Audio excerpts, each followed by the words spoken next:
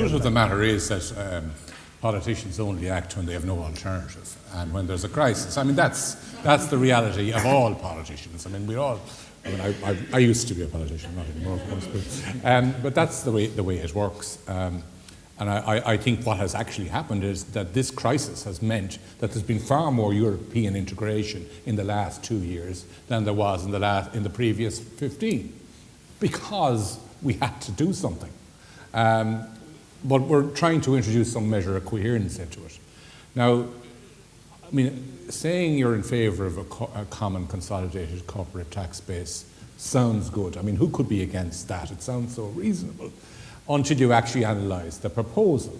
And you see that what essentially they're saying is that money that's attributable to activity in one country should really be attributable to activity by that company somewhere else. And it's a question of deciding, you know, where's the place that you give the money over. And my understanding of the proposal as it stands, that the particular proposal that's on the table at the moment is that at least half of the countries in the European Union would be substantial losers, and 1 or 2 countries would be very substantial gainers. So you can guess who's in favour and who's not in favour of this particular proposal. But I'm not here for defending this proposal, but I think it's good that we have this discussion, and there should be a kind of discussion and a way to get out of it and to have this legislation. And may I mention another example?